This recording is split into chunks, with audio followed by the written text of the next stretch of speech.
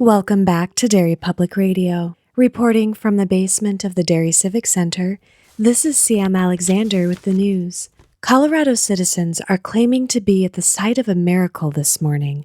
Howard Cottrell, 73-year-old retired city plow driver, made the discovery as one of the volunteers assisting with the repairs to the renowned Roof o' the World tourist attraction following a car accident that damaged several supports. Cottrell told sources he stepped into the Overlook Lodge to cool off when he discovered piles of clothing abandoned. Police searched the Bluebell campground only to find every RV also abandoned. A candlelight vigil has already been planned as rumors of rapture coming to Colorado sweep the country. To those attending the vigil, shine on. You're listening to Derry Public Radio. This is Derry Public Radio.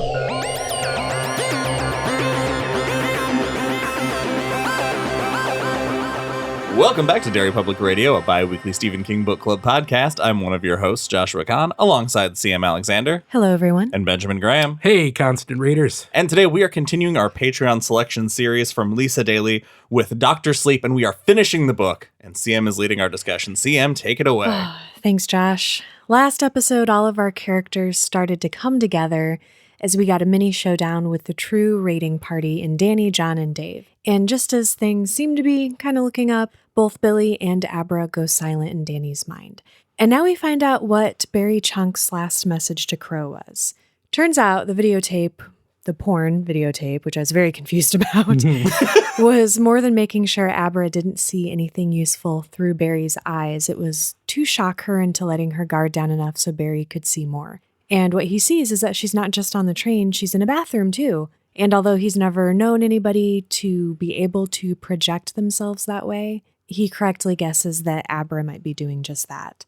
I love the uncertainty of all of this whole conversation of him being like, I think she's there. And Crow's like, yeah, that's where she lives. There's probably psychic footprints everywhere.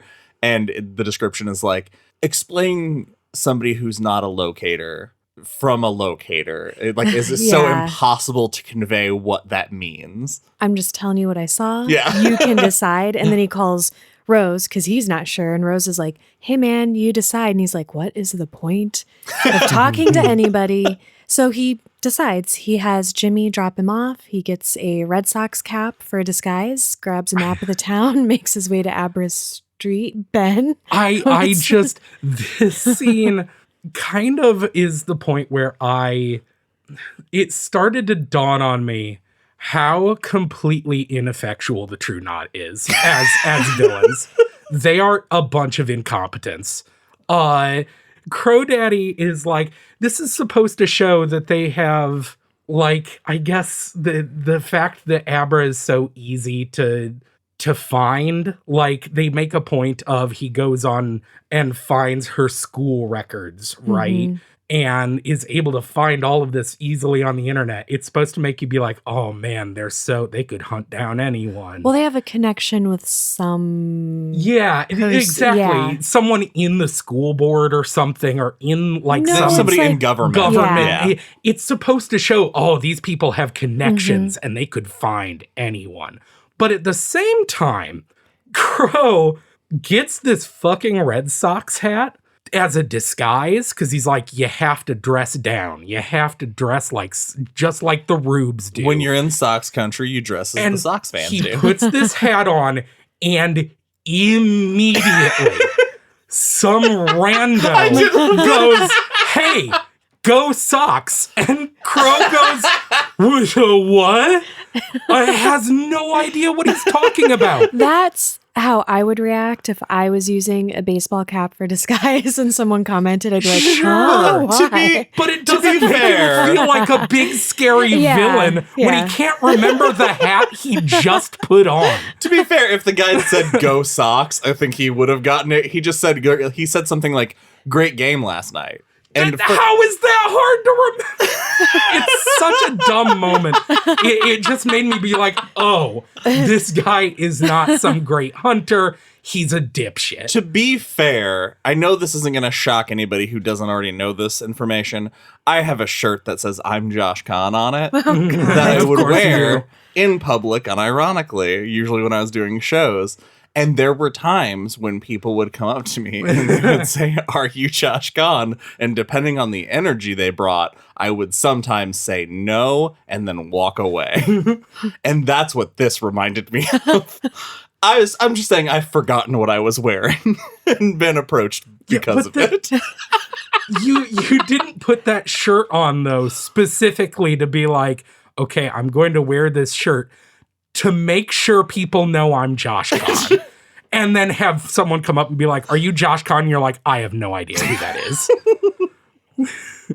You guys, I gotta say, I feel like there's so many other things that we could have a problem with coming up. That's true. Oh, okay. This was our warm-up rant. What a tangent you two went on. Okay, so Crow is on Abra Street. He sees Billy's truck and he's just kind of hanging around. I think he's hiding behind a tree. He's observing things and he sees Abra and her friend come out. It's like, ooh, I wonder which one. And then sees her split off, give Billy the "it's cool" thumbs up. And he's like, got it. So he kind of changes how he's going to approach things a little bit. And he tries to call Andy to see how everything's going with them, but he doesn't have service. So no big deal. He's going to turn his phone off for the next 20 minutes to take care of business. So he puts on the charm and he goes up to Billy's truck window. And I was starting to get I was having like Dick Halloran flashbacks from the movie. It's like, don't kill Billy. What did you guys think about how he gets Billy? I wasn't expecting a hostage, if I'm honest. So Same. the first time I read it and he ended up using a syringe on him instead, I was absolutely shocked that this man's head just didn't get ripped off and then put in the trunk or something. I like the charm he uses too.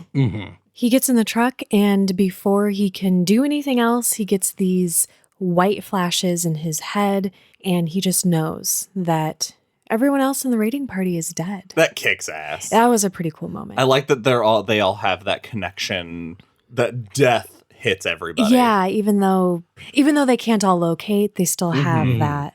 Although they didn't mention that when Grandpa Flick died, did they? No, but I think everybody knew it was coming. It also wasn't a violent death. Yeah. I seem pretty violent. Sure. I think their deaths are kind of always violent. Yeah. Which is, they deserve that. Amen. So now Crow changes his course of action again from pulling up into the driveway to repositioning Billy in the driver's seat. And he's pretty pissed. He's like coming in hot. We're going to jump over to Abra, who is observing through Danny the killing of Andy, Nut, and Jimmy. She can feel them dying in her head too, which was more support of Crow being her father, but we'll get to that. And she doesn't find it unpleasant. And before we can dig into that moment more, she's yelling at Danny about Crow. And Danny is telling her, call the cops. And before she can say, oh, I'm not at my friend's house anymore, Rose is suddenly screaming inside her head. And that revolving sensation starts. I wish there was more of every time this revolving happens. We get more of it later on. Danny kind of takes Abra into the center of this mechanism, into the hub. But I wish there was more of this palace of the mind between area, this maze of mental connections, because it's pretty cool. More of that, less some of the true stuff. Yeah. So even though Abra is not prepared, though, she puts up a better fight than Rose, which is very impressive. She nearly makes Rose claw her own eyes out. That kicks ass so much. I have a question for you guys. Yeah. Is after the scene between the True and the baseball boy, the entire second half of the book when they are after Abra, is there any point where you thought these people are an actual threat? Because starting here, I never feel ever like Abra is in danger. Every single time Rose interacts with Abra, they make such a point to show how laughably overpowered Abra is that I never truly felt, because like this moment when she's startled. There's this jump scare of Rose in her grief lashing out and like rushing Abra, and Abra just like fucking turns her away. Like if she hadn't had her guards up, she could have, like you said, gouged her eyes out while Rose is on the attack. Like, I never feel like Abra is actually in danger. She just has it under control. If once she's taken here, I felt she was in danger until the inevitable rescue. But I think Dan summarizes it best during the fight at Cloud Gap, where he's talking about them kind of being bumbling buffoons, and he realizes, oh, they've only preyed on children for hundreds of years. They're not used to any resistance whatsoever.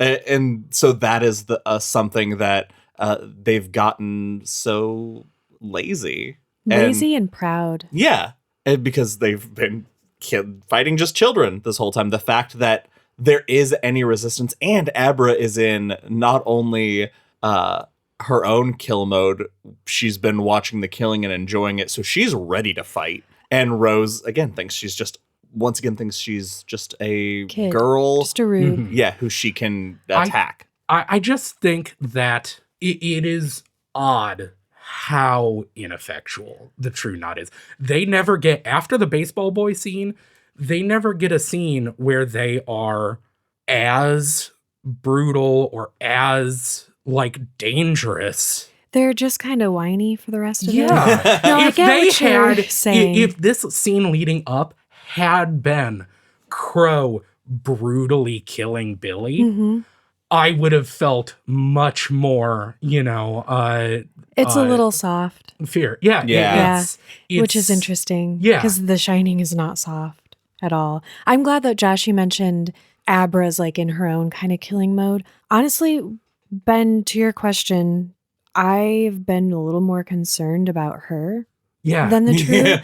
Just That makes and probably sense. partially because of Firestarter kind of puts that idea of this protagonist whose power could very easily corrupt them into your head. And so this whole time I've been like, I'm not so much concerned about the True as is Abra gonna go full carry. Turn sounds too, go full carry. Yeah.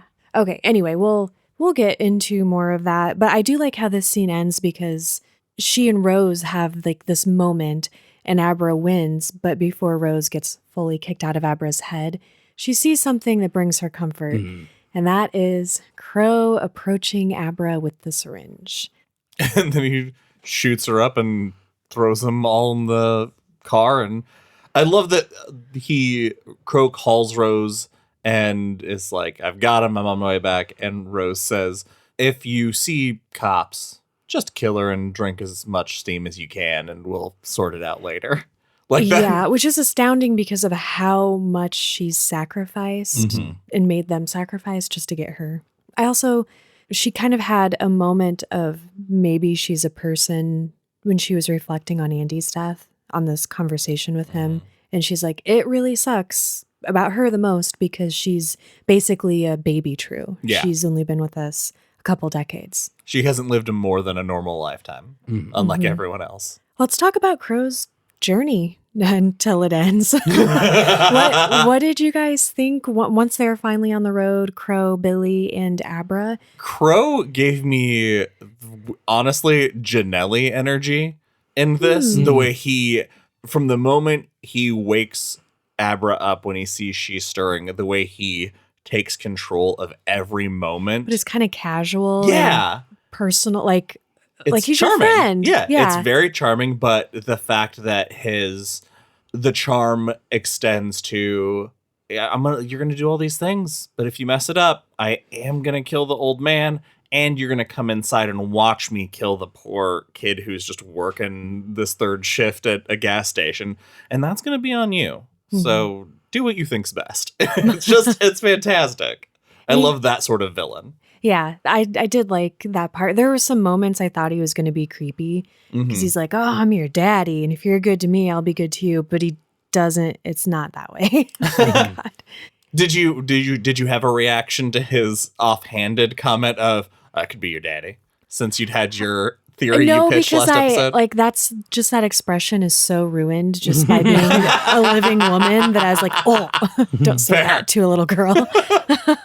Oh, and he finds Billy's gun. So he's got the syringe kind of poised and ready to inject Billy, and he has a gun. And I could have honestly taken a little more of this Crow and Abra incredible journey across the countryside. It's definitely the most tense because you say Crow isn't a creep, and he's not a creep in that way, but just his whole... Oh, he's awful. That personality type, car salesman, shtick, skeeves me out so bad. And he is such a hateful character that I do wish there had been more. It ends abruptly. Yeah, it does. It ends in a snap. Yeah, because Dan is... Oh, I have to mention, and I kept forgetting this later, like what it actually meant. While this is happening, he's being haunted by the phrase he was told by Tony as a kid, which is, you will remember what was forgotten. At the time, I was like, what? What's he going to remember? I'm still not sure I follow what it was. I agree. Okay. It feels like such a fan service moment.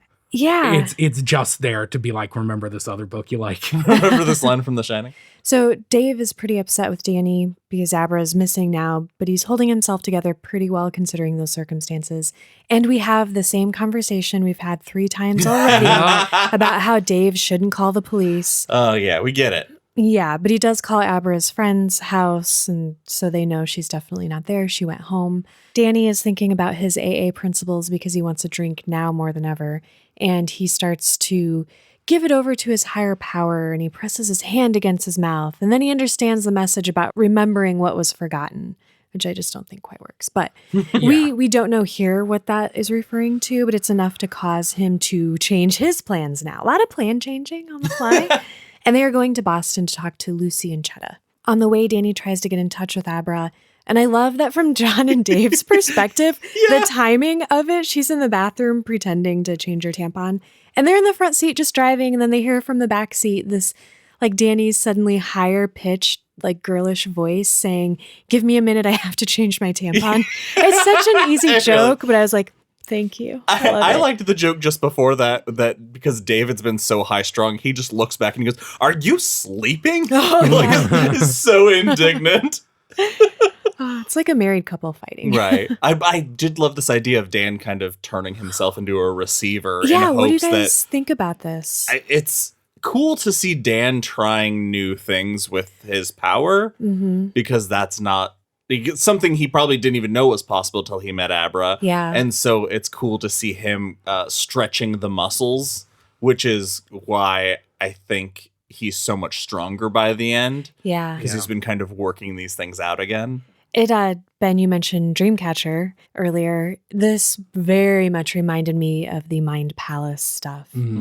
So, guys, Danny's just a 13-year-old girl taking a piss when Crow barges in and yanks Dabra to their feet and drags them back to the truck. I love it. He notices that her voice is different, but he doesn't know why, so he just sort of lets that one go. It's nice that with the injecting the chemical to keep her could sleepy, be anything. it's a great excuse for him to put all this on. Yeah. And he tells Dabra that if she lies to him again, he'll kill Billy slow because he doesn't chew his cabbage twice. Which sounds like that should be a Midwest phrase that I am very familiar with. Never heard that. Me neither. Meanwhile, Danny is trying to find Abra's shine so that he can help her use it in her drugged up state. What do you guys think of this part? This whole sequence fucking rules. It reminds me of the bit in Firestarter where Andy is going into his own mind and trying to get rid of... He kicks his addiction by finding the physical like representation of his addiction and throwing it away. This was like him searching for something that he can conceptualize as the shine. Fuck you guys. Throughout my notes, I kind of have hints to this, but it didn't like really click with me. This book feels more to me like reading Firestarter than The Shining. It's one of his X-Men books. Yeah. It's It's not a sequel to The Shining. If this had nothing to do with The Shining, 100% better book. Really? Oh, we Yes. gotta save. We Wow. gotta save it, guys. Yeah. Okay. That's a big statement, my friend. But I do like how he pictures all these levers and switches, and he's like, pull them all. Who Yeah. cares? Let's do it. I like that he's also like, yeah, this should be fine. I've got some of these. Would one of you like to just describe this final scene in the I truck? would love to. Take it away, 'Cause Josh. Oh my God. The first time I listened to it, back just before the movie first came out, I went back to the beginning of the scene and listened to it again, and because it kicks so much ass.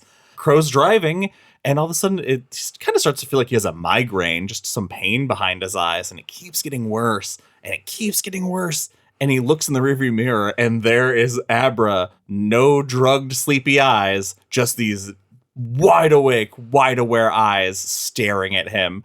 And Dabra takes control of his hands and his body and makes him run his car off the road slowly into a tree. And he pulls the gun out and he's going to just call it, shoot them both, be done with it. But then the gun starts turning back on him. And I just love that his mind is so blown by the idea that this could be happening. And Billy wakes up and distracts him because he starts mumbling. Like flails? He hits everybody. Yeah. Throws everybody off and this back and forth. But it's at the end that really does it. It's just almost back to Crow.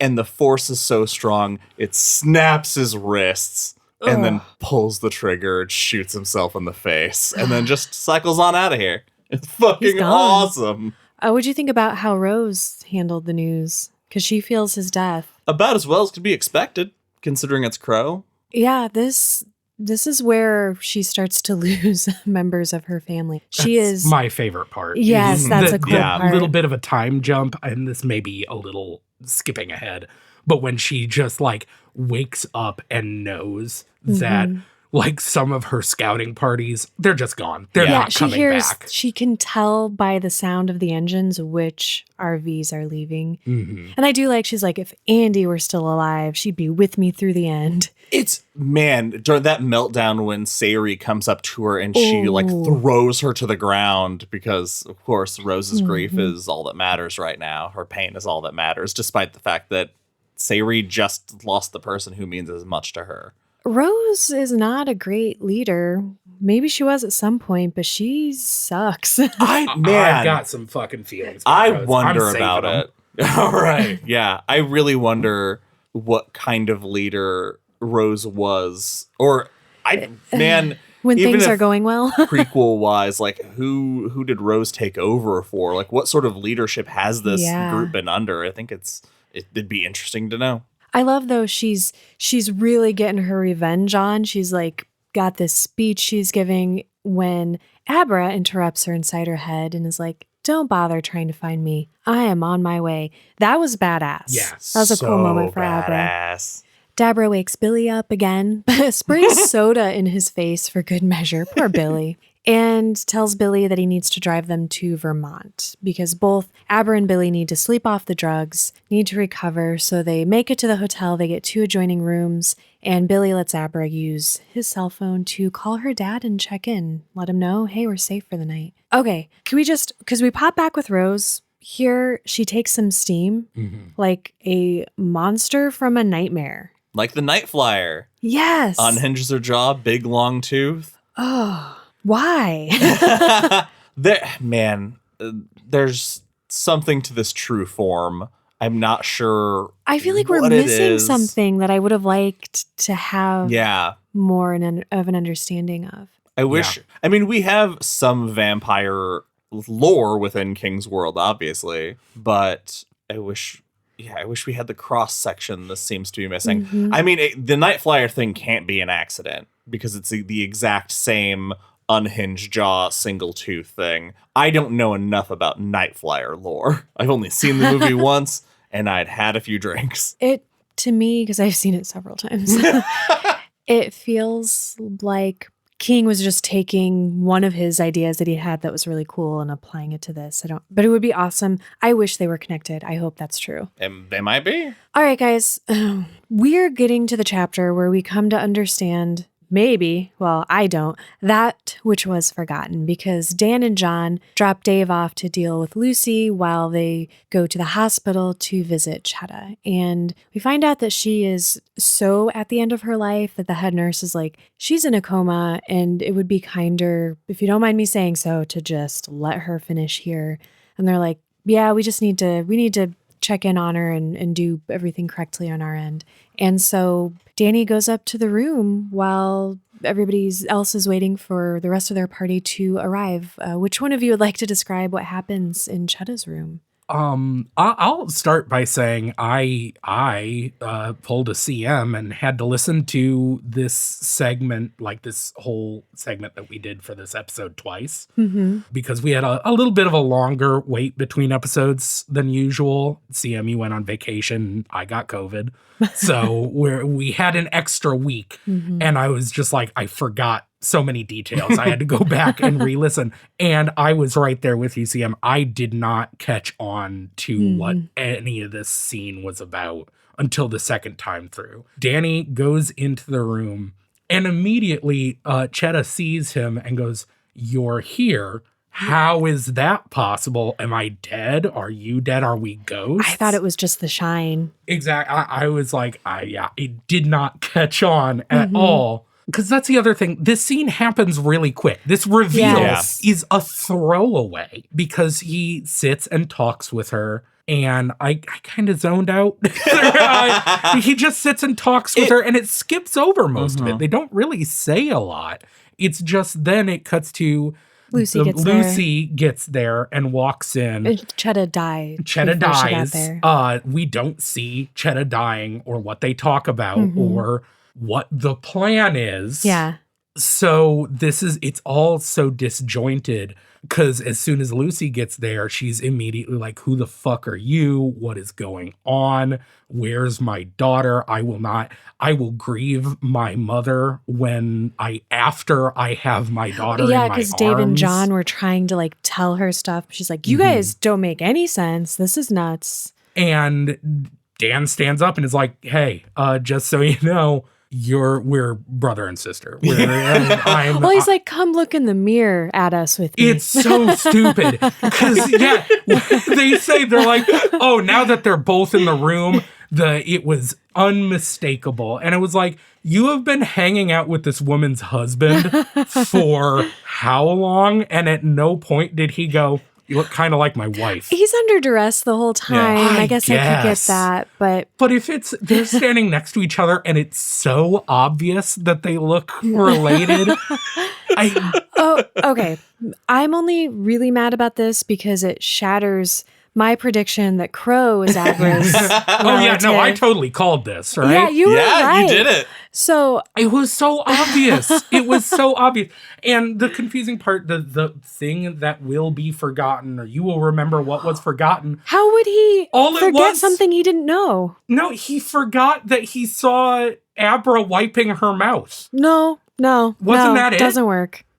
No, I agree. It doesn't work. But I do think that's what it is. That's what I think it is. Because what else? He's like, I saw her wipe her mouth, and I thought, that reminds me of my dad. But then I forgot. No. It's so dumb. It is such a... it's thrown away. There is no, emotional weight to this. I felt nothing. And of course, he brings up, he's like, of course, when we first met outside of the library, it was part of our first plan is I was going to tell, if anyone noticed, we were going to tell them that I'm Abra's uncle. And I should have known that I am. No, and why? You're like, that's just... what? Okay. Yeah, I'm with you. I think he's referencing in that the parts of the plan that have come very effortlessly that in hindsight all look very designed by fate. And I don't think I should have known then was I should have figured it out. But in hindsight, it's I should have known. Of course, that's everything else has walked us to this point. I had a different take on remember what others forgot. Yeah, what was yours? And it's a little more complicated because I agree that the line itself was more directed to be fan servicey than plot specific. Which, listeners, if we are wrong and we missed this, please let us know. My take on it was that memory reminds him of the time of finding the trunk with his dad's books in it. It's a... Okay. Oh, because Dave was talking that's about Abra's grandma's trunk and how everybody'd forgotten about that trunk, that nobody'd even known it was there. That's the road I followed. That is better. You stretch to get there, but that makes more sense. Such a stretch. It doesn't. Yeah, it doesn't hit quite the right way for me. Mm-hmm. I do want to ask. Sorry, Ben. This is a Josh question because Josh was just so. Jack is this character for Josh. He's your Annie Wilkes. You've said that several times. What did this do to you? How did you handle this, knowing that Jack had an affair? Jack contains multitudes of shittiness. He's a complex individual. No, honestly, the idea of drunk, did make sense to you. Drunk, abusive Jack also not caring if he slept with a student. No, not shocked. That's all the stuff that was happening right just before. We're talking weeks or months before his rock bottom moment. It didn't fit with him for me a little bit. Not that behavior wouldn't probably happen for a person in that situation, but he was so self-loathing and then defensive about his shitty behavior in his own head. Like, he's very torn in that way that I would have expected him to think about it too, which I know this was obviously, written after that. I don't fault it for that, but that would be a reason that it surprised me a little more, just because we knew everything Jack did and thought and hated about himself. Yeah. Of course, in retrospect, if there'd just been a one-off line about those unfaithful. Well, they mention in The Shining, Wendy talks about him going out to functions with the other teachers and those people, and it was just them and him not coming home until the next morning and stuff like that. So that ties for me. Okay, so Danny is Lucy's half-brother. And it does not matter. It is dropped. No one is affected by this knowledge. Yeah, I don't it doesn't think it change the affects plot.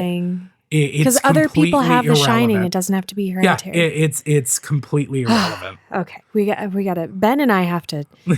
Man, okay. So they are off to Chetta's apartment with Chetta, who now is just gone, just suddenly. Anyway, that's how death works. Danny is. I'm just frustrated because it's all the women have to take a back seat except for Abra, which is good. Oh, Chetta gets so much worse than being put in the back seat. I think what happens to Chetta is a disrespect of enormous magnitude. Wow. Okay. Yeah, wow. All can right. we put a pin in that? Yes, absolutely. Okay. All right. So Danny is filling Lucy in on everything. They spend a little bit of time in the apartment. They give themselves 3 hours to get some sleep. And maybe I'm hyper aware of it for this book for some reason, but I feel like I've never read something with so much recapping. Mm-hmm. Yeah. So they recap for Lucy. We don't have to hear every moment each time, but we also get a recap of The Shining in this section because Danny fills them in on that history. So they make a plan. Everybody gets up after 3 hours. Abras gives them a message in the spilled sugar. That was very cute. That she's okay and loves them. And Danny and Lucy have a little bit of a get to know each other, talk about our parents talk. It's all very fine, but we don't really have to go over that unless you guys want to mention anything specific. Only that this is where it's revealed for the first time that Lucy's mom died from a drunk driving accident. Yeah, which she wasn't drunk. Well, we don't know that. Well, yeah, because she wasn't a passenger, driving. Yeah, and they don't test passengers. Which I do kind of like. It kind of fits into this theme. There's more. Yeah. As they're wrapping up this conversation, and Lucy's understandably indignant about a lot of it, Dave, for some reason, is like, hey, hon, these are bad people and they're not going to stop. And we can't call the cops. We just got to trust in this plan. This is the moment, though, for me that Dave stops being annoying. Oh, you did Dave a disservice just there. Did I? Yeah. Sometimes I know we've had the conversation about pulling quotes. Yeah. But like this moment, I wrote it down just in case you didn't, because we have talked, we've given Dave a lot of shit. But this moment, bringing it around, I just thought it was so cool. He says, "This isn't just a skirmish. To this bitch, it's a fight to the death. If Rose gets the chance, she'll eat our daughter alive." What else needs to be said? That is that final of mic drop done. Here is my nitpicky problem with it. We've had to listen to him bitch about calling the cops this whole time until Lucy, his wife, is like, "Let's call the cops." He's like, "Whoa, baby." Hey, he finally had the chance to sleep. Okay. He slept, he had a Snickers, and he's feeling better. He's feeling like he can take on the world. So meanwhile, Rose is laying awake in bed. This is a moment where she's listening to her family split apart, basically. People are taking off. Some of them are sick while they're leaving. Some of them are sick and they're staying. It's just a bad situation. And she's so petty that she is like, "I'm going to cut off all their funds of the people who ran." She's a bitch. Yeah, like they'll die on their own. Most important part. I'm so angry about this. Okay. It isn't when Rose realizes she has to amend her plan of keeping Abra. And it isn't when she thinks about how she'll cut off the funds of the ones who are running. And it isn't about how she's like, well, without Crow, there isn't really anyone who can step up the way he would have. It's about the fact that one of their members is named Bent Dick. And I am so upset that this is the first and only time that we get to learn that Bent Dick has been hanging around, probably slightly askew. Play the stinger. Oh, boner talk. I do. That's a terrific joke. I like that a lot. This is when Silent Sari comes to Rose, and we find out she's silent because she has a very quiet, low voice. She has a speech impediment, but she's wanting revenge, and Rose feeds her some steam, and maybe they get freaky. There's nakedness. I don't know if it's comfort or if they're boning. But I assume it's boning. The steam makes you bone. Yeah, that's the vibe we get. Yeah. So they are going to... They're putting a plan into motion as well, but we are not privy to all that information just yet. Danny gets in touch with Abra after looking up some info on his old stopping grounds. I love the comparison to looking at the photos of Bluebill Campground, and he's like, it's like looking through an old photo album. And I think that's so surreal. Yeah, he's on Chetta's computer right before they leave, doing some research because he has a plan. And favorite part, I think. He tells Abra that there's something she needs to do. And so what she needs to do is call Rose. Let's talk about it. Before we get to the call, I do just want to point out that the one thing I was sad about is when Dan is looking at all the stuff from the campground and all the amenities, no rote court. Yeah, that's sad. Oh, drastic oversight. Anyway, this call's fucking amazing. Yes. Abra, instead of calling the campground, they get the number for the Overlook Lodge, so she calls the Overlook, and it rings and rings and rings until when the guy comes over and he answers it, and she's just, get Rose the hat, get her on the phone. Who is this? I am. You know who this is. You getting any spots yet? Like this taunting shit, and she's like, find Rose, tell her I'll call back in 5 minutes. She'll either be there and answer, or I'll see you when I see you. Or she won't, and if she can't get there in 5 minutes, she can go fuck herself. Yeah, because I'm not calling back. So fucking awesome.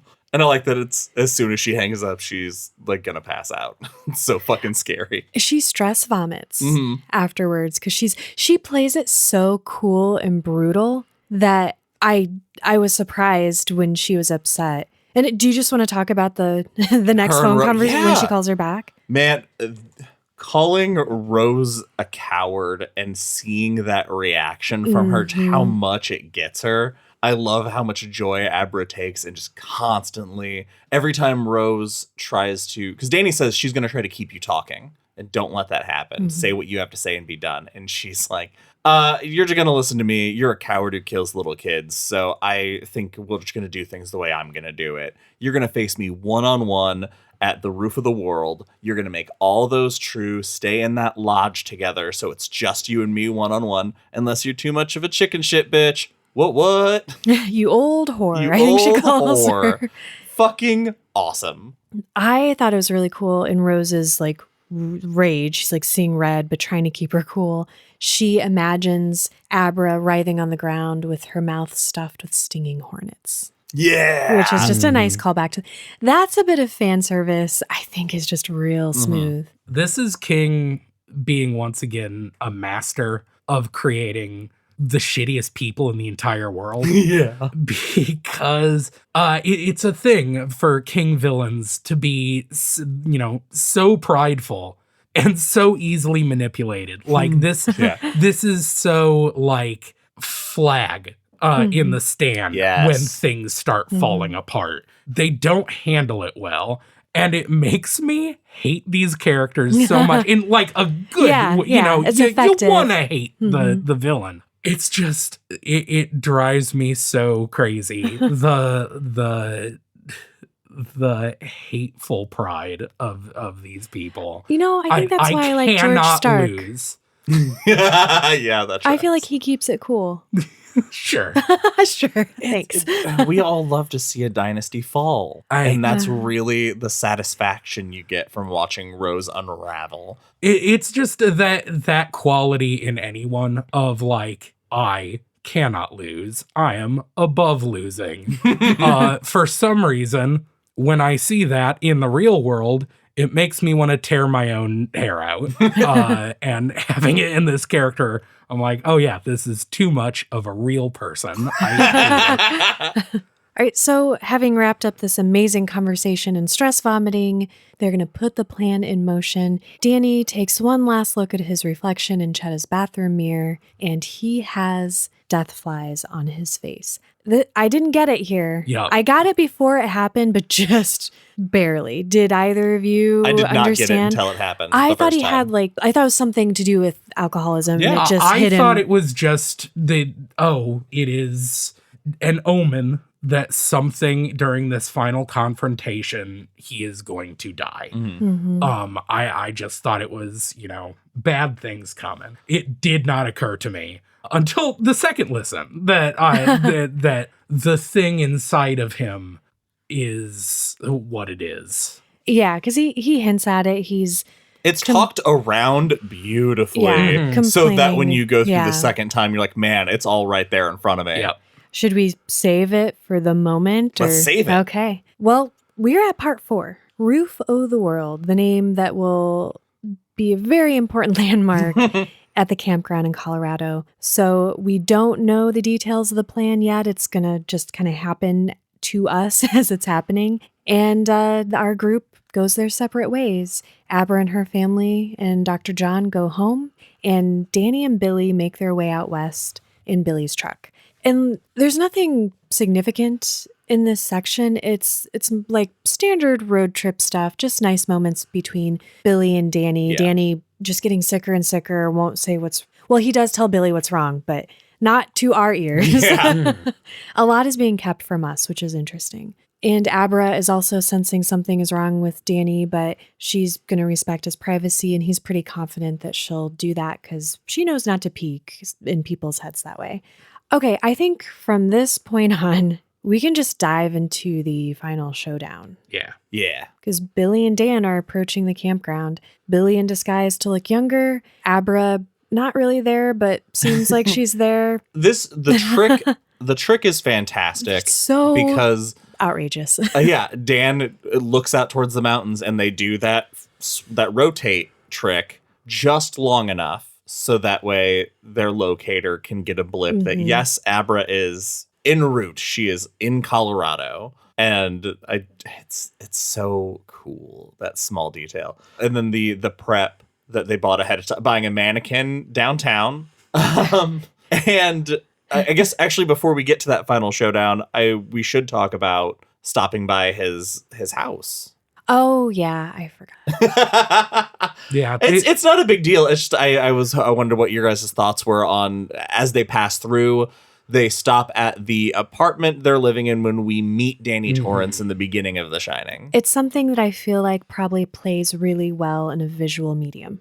That makes sense. I liked that it was that way of addressing what we've already said a little bit, and what we know the book's already saying is, could things have been different for Jack if he'd done AA?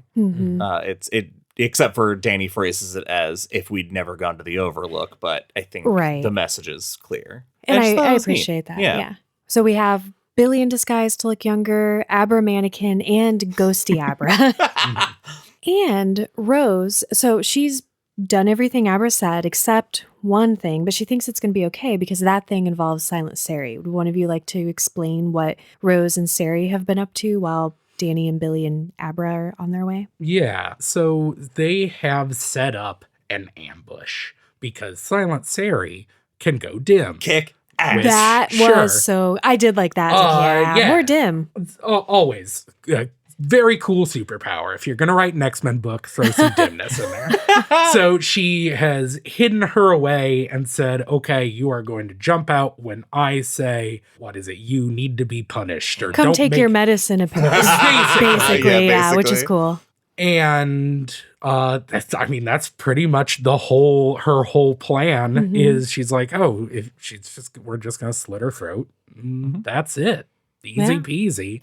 Except that she does not put two and two together, that all of the True together in their meeting hall, that wasn't her idea. Sure wasn't. She does not, it does not click with her that she's like, because she thinks I love why it does. Yeah, because she thinks even, oh, this is great. Because Abra thinks just because the True aren't with me, that I don't have access to their power. They're all more we are all powerful connected. Together. Exactly. Yeah. So it's a good thing that all of her people are in one place. But when Billy parks the car and gets out and waves at the dummy, something clicks. Oh, something's She's getting wrong. Suspicious, yeah. Something's wrong. And then... Did either of you feel like... I don't know why, in my head... replaying the scene for myself, Billy spends 10 solid minutes just prancing around the truck, doing cartwheels, waving at the mannequin, putting on this unbelievable show for Rose, and she's up in the shed going, something's strange It seems here. like he's stalling. Why isn't Abra looking at him? I would love if that were the truth. But just as Rose realizes something's wrong, the plan springs into action. Yeah, it's too late. And Billy does a cartwheel. That's how the plan kicks off. No, what happens is Dan weaponizes the ghost of an old woman that deserves better. Dan John Coffee's the True into an existence. Interesting that you felt like that was in disservice to Chetta's spirit, because I was kind of like, oh, cool. I took finally it warrior style. We get her in this showdown, and she gets to kill all these fuckers who are going to kill Abra. But I don't know. No, my biggest thing is that Dan just barges in and barfs up a ghost and pukes up, and in this moment Abra is watching, Abra is there watching, and she sees this happen, and her immediate reaction is, hell yeah, eat my grandma. It's and maybe so that's why I was okay with it, because she was okay with it. But why is she okay with it? There is so little reaction to, because she did not get to see her beloved grandma pass. She is not told that, and this is why Dan had the flies on his face, is because he had cancer ghosts in him. When you say it like that, it really just undercuts the it's just the fact that no one has mourned this woman. Yeah. She did not get mourning from her family. She got to meet the son, this guy of Jack from her past, and then die and get eaten and fed to vampires. That's what happened to Chetta. Well, she ate the vampires in a way. No, because they eat her and then they get cancer and they cycle out and they die. And then she eats them. No, I didn't think they got cancer. I think she eats them because...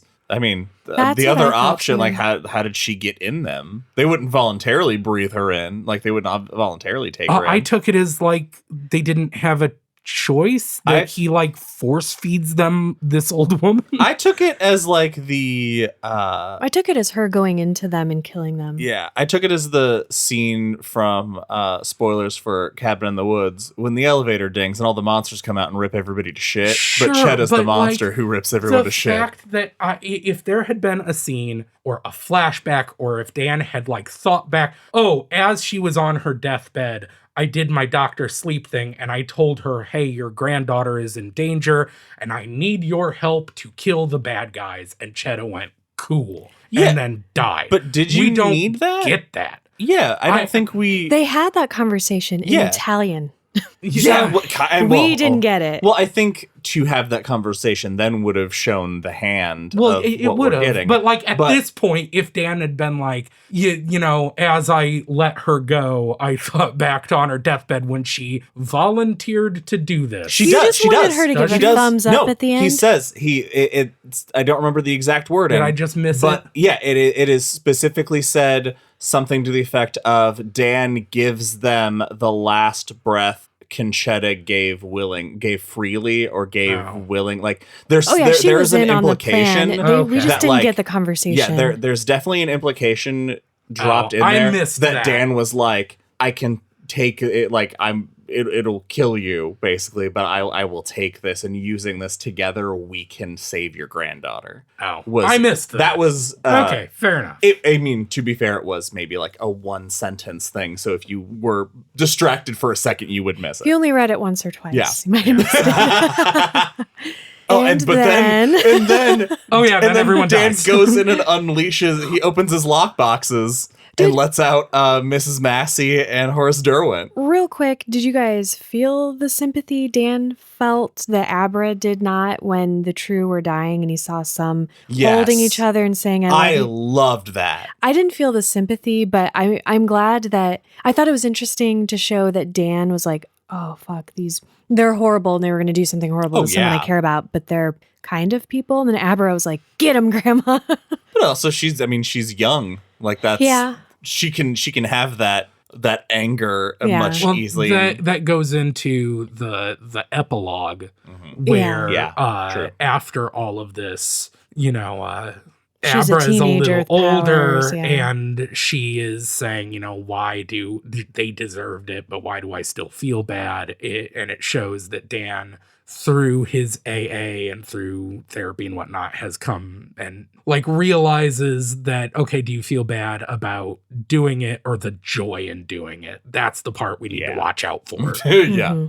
I just like that Horace seems pretty happy to be home. Yeah. God, Sari's final moments with Horace. I never thought I'd be on the side of Mrs. Massey and Horace Derwent in a book, but here I am. They're not the scary ones in this.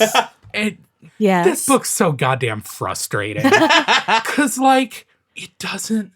In this book, them showing up, there's no weight There's to no tension. There's no tension to it. It's just, hey, these ghosts... It's for us. Yeah, these ghosts that you recognize are here now. But that's the shit that plays to me. Like, that's my jam. I'm happy for you. Thank you for being happy for me. If the entire book, Danny had been continuing to struggle with the ghosts in his head, and then this provided the closure of him letting go of all of the trauma he's lived with. I wanted it to be a bigger deal opening those lockboxes. Yeah, taking his trauma and putting it to use somehow in this final confrontation. Or him also being in danger by releasing them. Yeah. Because Abra's in his mind at one point when he's telling her, you know, the plan. He's showing her the overlook, his old room. We didn't even talk about the hub. We haven't even gotten that far. Jesus. Yeah, the hub is basically the overlook.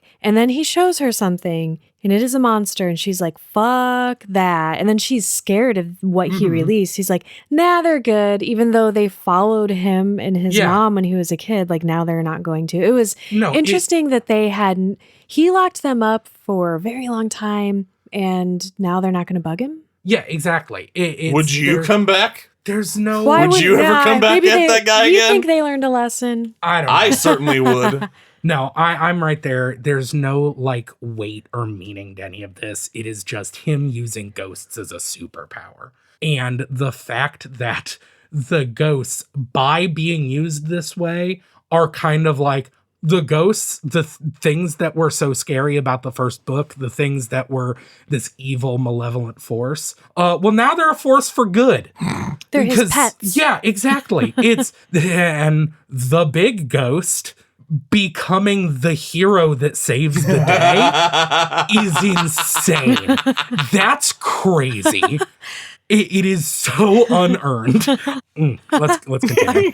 I do want to touch on the Horace Derwent being the hero that saves the day, because I think it's funny that I don't think he's a hero for saving Dany. I think he's protecting his home. I think these people are like rodents infesting his home, and so he's protecting the Overlook. He eats everything that comes in his house.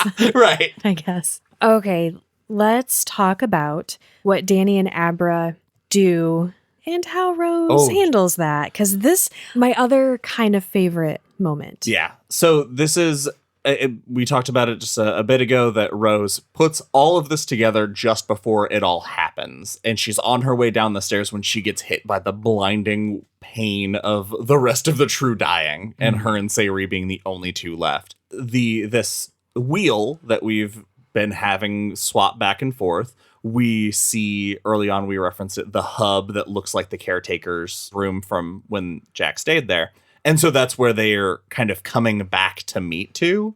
And Rose, up until now, Rose has not sensed Dan one time. Yeah, she hasn't. They've not. And I think it's because he's also an adult, and adults usually don't have any steam.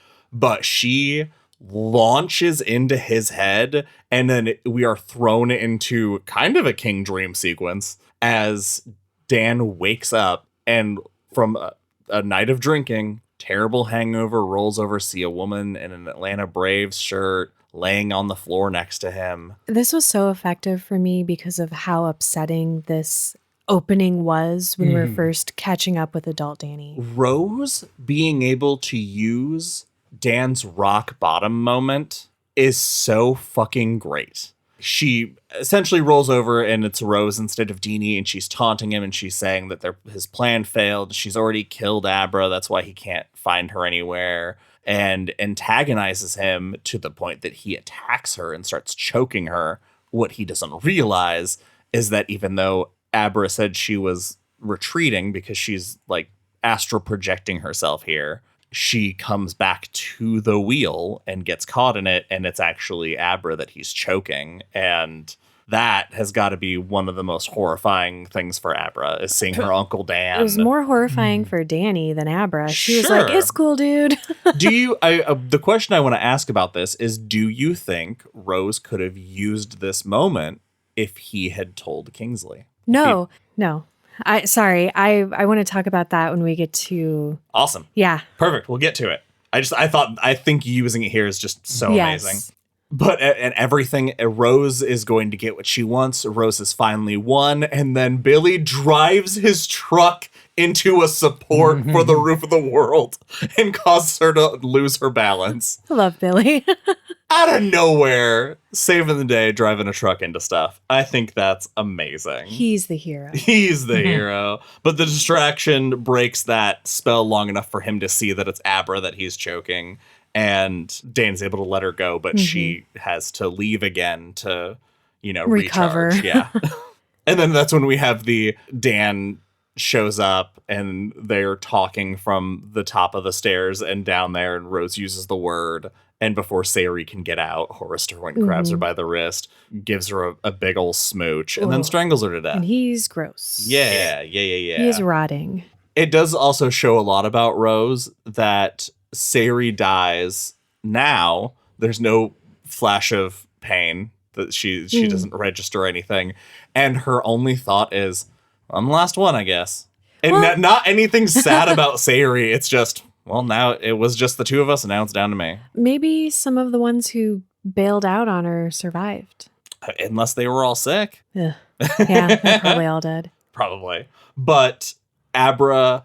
Oh my God. Okay. So Ben, I don't know if you're going to be so angry about this or not, but then Rose reaches into Dan's mind and says, strangle yourself.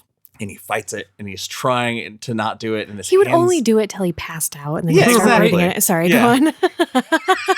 I don't know why I know that. Yeah. Well, you got it with one hand, so your other hand's free to jerk off. And then, Jesus Christ. is that... I'm so sorry. You're not. So he starts choking himself, and he is whispering more. And Rose, once again, victory right in her grasp. There's nothing that can be done when she is hit by a rushing force of air that I imagine would just sound like the thwack of a mallet into her back. And it like jostles her so completely. She loses her connection. And by the time she looks back, Abra is back. And now it's 2-on-1. For some reason, the fact that it's not pushing, but it's like pulling. And they are, she feels hands on her back pushing her towards the railing, but from their perspective, it's pulling towards. Yeah. And it is to the point where they have forced Rose's body against the banister, and she has a moment where she is trying to decide whether, like, do I promise her we can start a new thing? Do I beg? Do I do any of this? And then in the end, she decides to go, fuck you. And the banister snaps, and she falls headfirst. It breaks her neck on landing and can't speak because she's drowning in her own blood as she's cycling. While Abra stands over her. Does it hurt? I hope it does. With joy. Fucking awesome. So that is the end of this that final scene. finale, yeah. Yeah. They burn her hat. They do burn the hat. Because the hat apparently has powers? Sure. I mean, they treat it I feel like it's just... You put that on a snowman, Oh. bad stuff's Oh, gonna that's how we get Jack Frost. Yes. It all comes together. All right, so we are back at home. Sorry, I feel like I can do better. Whoa, we are not back at home. Hold on. Wait, what'd I miss? Before leaving, we can't leave Roof of the World without saying goodbye properly. The most aggravating thing in the entire world. I hate this. Oh, I hate this. Oh my God, I can't believe I forgot. Okay, hold on. I'm going to be in the middle. This scene is basically the ending of the Shining series that we laughed at, written in the book. Yes, absolutely correct. Go on, one of you. It is so unearned. It is when the ghostly blows that Rose had experienced, the what felt like punches, but It was just one whack. Force of air passing through her is, of course, the ghost of Jack Torrance, who Dan sees and waves at. It is... Wait, but you wanted Ghost Jack to come back. It is so tone deaf to the fucking first book to have Jack be the thing that comes and arguably saves the day because he distracts, Rose long enough for Abra to come back and finish the job. He arguably, Jack Torrance from The Shining saves the day by coming back and doing violence to a woman. Oh, fuck. I can't believe it. He hits her where he hit Wendy. Yeah. And we're supposed to be like, oh, thank God. What the fuck? It is absolutely wild that we're supposed to be like, this is this moment of like closure. I was so distracted by him, like, because when he did this, I was literally picturing the scene in the series of this kid just stopping, of Danny stopping on stage and like getting all teary-eyed and blowing a kiss to nothing from the perspective of the audience, that I missed that Jack had done anything. I just thought he was waving to Ghost Dad, that Jack was still there. So I didn't even realize that he, quote, saved the day. Because I was just like, wow. No, it's so unearned that is the first time that Jack Torrance figures into the story of this book, arguably, at all. Dan has a couple nightmares throughout the book, but they are not like a pivotal part of the story. And that he just shows up to be oh, thanks, Dad. Like, this makes up for this is the closure I needed it does not work. It does not work even a little bit. It's interesting that you think that was for closure.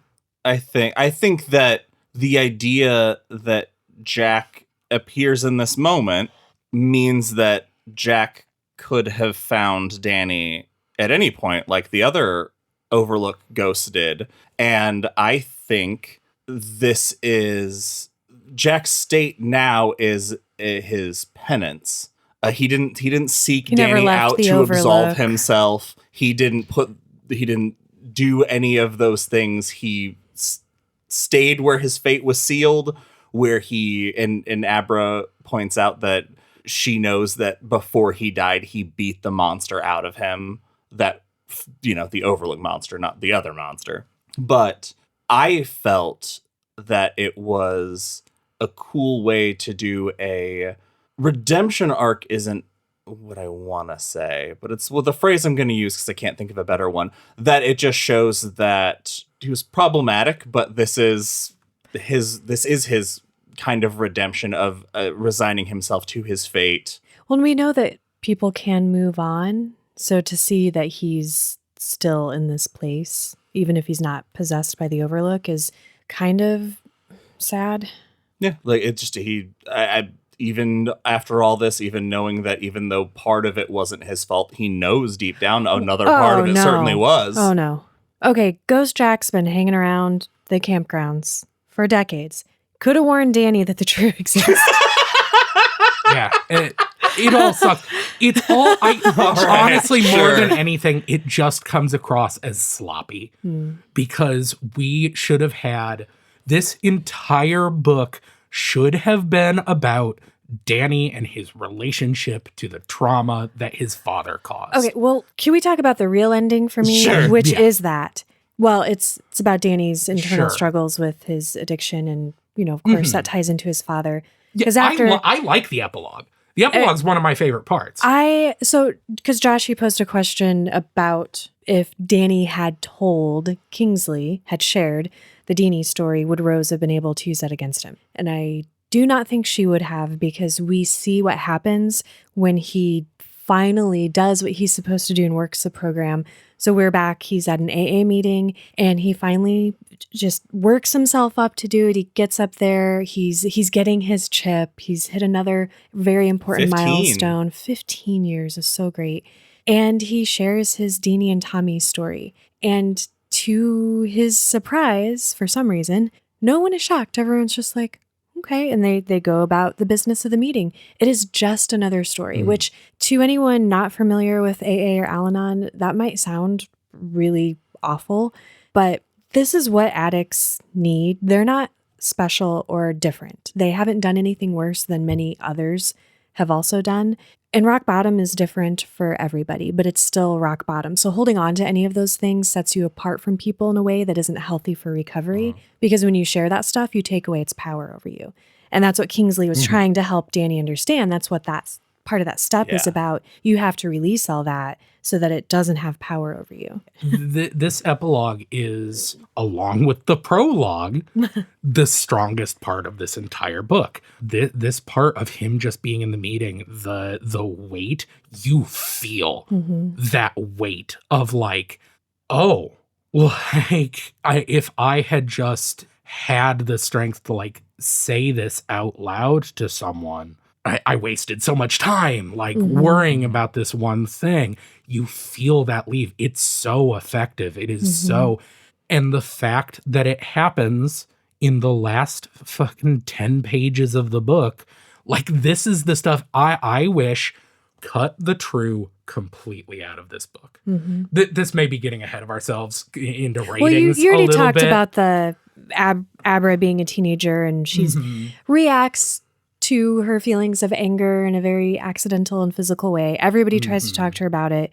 They finally ask Danny to, and he doesn't. He just shares with her how like shitty things he's done until she starts crying and she's like, "You're trying to make me feel bad." He's like, "No, I'm just trying to tell you that we have to be careful," which is in a nutshell what you two said. But sorry, go on. Yeah, it's very good. I love the epilogue, and that's what I wanted the whole book to be.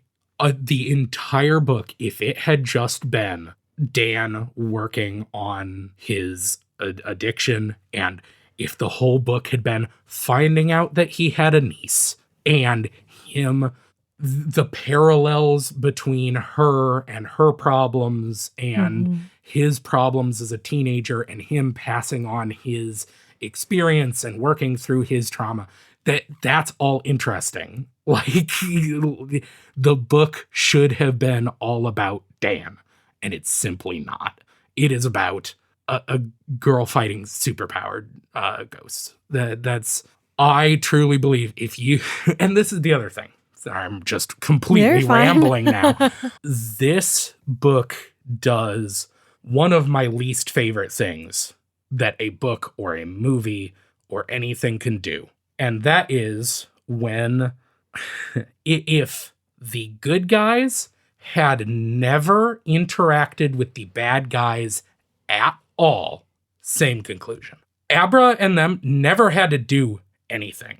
If they had never interacted with the True Knot at all, they would have kept going, they would have got the measles, and they all would have died.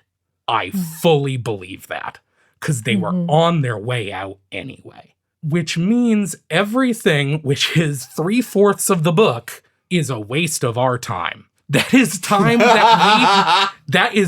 that we could have been spending with the characters we care about. Instead of recapping over and over again, instead of having these action sequences that, while occasionally very cool, sure, they eat a grandma to death, whatever. It's just, there are so many glimpses throughout the book of like, oh, this could have been so good. This could have been a real exploration of the consequences of the first book. So you wanted like 0 to minimal supernatural at all. More intimate and smaller. Like, yes. Instead of being an epic like The Stand, where this world is huge and we have all these characters, just kind of following that same vibe of this is about like people. A smaller story. And they happen to have abilities. Yeah. Fair enough. It's exactly. I don't know what the plot of that book is, but if it had been about the ghosts that Danny keeps ghosts trapped in his head, that's a cool premise. I thought that was going to be a much bigger deal at the end. Yeah. I thought he was going to like feed they were going to try to take his steam and he was going to feed them the ghosts, and then everybody was going to be in danger too. Here's what I thought the last act of this book was going to be, the last confrontation. I thought it was going to be Dan drawing Rose into the hub, and then a final confrontation in the ghost of the Overlook Hotel. Yeah, that's kind of where I thought it was going to be. Dan had Jack in his head the whole time, and he released it. Oh, shit. And it was going to be Jack versus Rose in the end. Which Jack versus Rose. But I don't know. It's just... I see it, yeah. There's cool ideas, but none of it lives up to the specter of what it is a sequel to. Which is why I said, if this had been brand new characters, if this had been not The Shining, but a guy with crazy psychic abilities. This had been Firestarter. Yeah, sure. This was a better Firestarter. Absolutely, much better Firestarter. Do you want to throw in your rating? Oh, hold on. We cannot finish this without talking about the very, very last thing that happens, because CM, you made a big deal about it for the last 2 episodes that you really thought Fred Carling was going to be like... You thought he was going to be like the villain. I did, because Stephen King foreshadowed it. And no, he's not. He's just a fucking guy who's a piece of shit, and then he dies. And Dan takes the high road, and he's not like, oh, fuck, man, I've seen what's on the other side. It's the null. He tells him it's going to be all right. I would have nulled that bastard. I'd be like, it's giant ant gods that are going to torture you for eternity. He's man. already taking his dog. I mean, yeah, what a sweet end for fucking Fred Carling Fred. gets hit by a drunk driver just outside of Rivington. Running to McDonald's. Making a quick run to McDonald's, and they just put him in a bed. And they Danny do sends him because off. the hospital's like too full, and they're like, just Well, let him die. He's not gonna live anyway. I know, that's he has a rough end, but Yeah. it's also sweet, which is gross. All right, now we can do ratings. Now let's do. You've made your case, Ben. It's frustrating. I wanted to like this book. Yeah, I tried. I really did. There are some moments that are like, that's a cool moment. That's a cool premise. It's just none of it adds up to anything. Yeah, sorry folks that love this book. 2 out of 5 chambray shirts.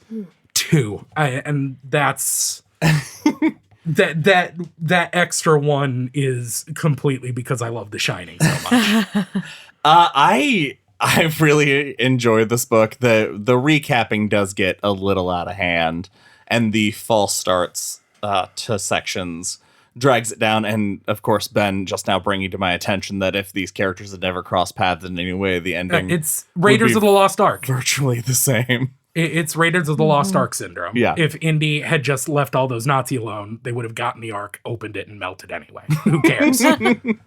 Do really like the Jack Torrance thing at the end. Ugh.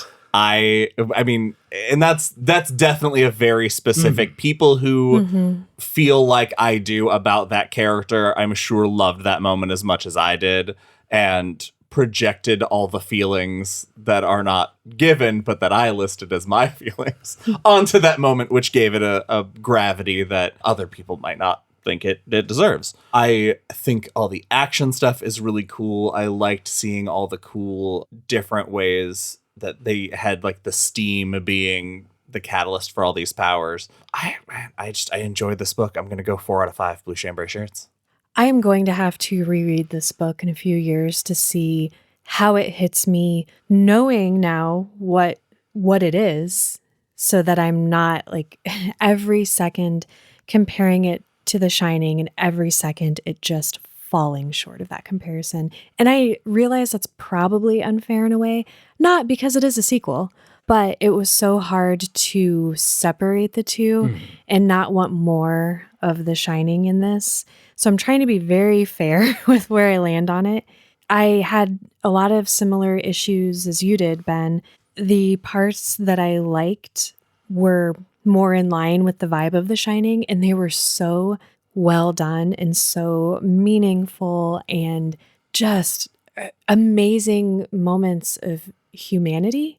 And I had a hard time with the True. I just struggled to enjoy those characters, and I enjoy villains. I just couldn't connect to them in like that fun villain way at all. And the recapping did drag it down for me. It was I really got tired of, okay, we already know this for the third time. I am going to give it, this is going to seem weird, 4 out of 5 blue chambray shirts, which is different than your 4 out of 5. A damning condemnation. Yeah. It's, I can't. I'm sorry. We're going to be fucking real from now on, CM with the ratings, because after our March Madness episode and what I went through with the Gunslinger and The Shining and how I realized like, man, like The Shining is really that book to like hold as the gold standard. Like this is 5 blue chambray shirts material here. And I wanted to like Dr. Sleep more than I did. I did not dislike it. I'll read it again. I'm excited to watch the movie. Probably going to struggle because I love the Shining movie so much too, but I can't in good conscience give this book the same rating that I gave The Shining. I just can't do it. That's it for this episode of Derry Public Radio. As always, thank you for listening. Join us for our next episode where we will be covering the film Dr. Sleep. For Benjamin Graham and CM Alexander, I'm Joshua Kahn reminding you, dream up a dragon and tell me about it in the morning.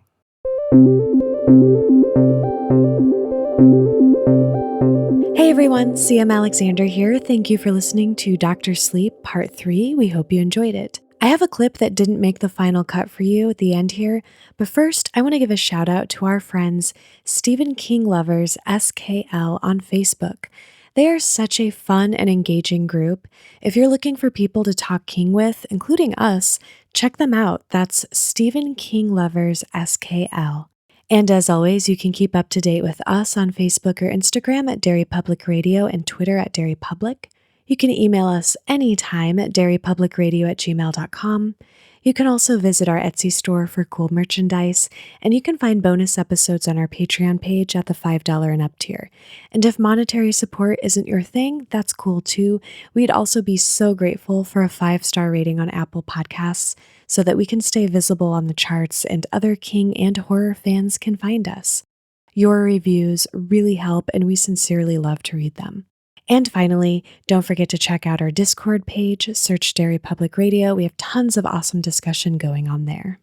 So here's the extra clip. I did not remember to jump to this point, so now all of you have to listen to it too. A reminder to give yourself some big claps when we start again. Not right now. You're gonna make a note to jump to that point, and you're gonna jump to it, and you're gonna be like, what am I doing? No, I'm going to be like, Josh was wrong. This works so well. That's all for now, listeners. Goodbye.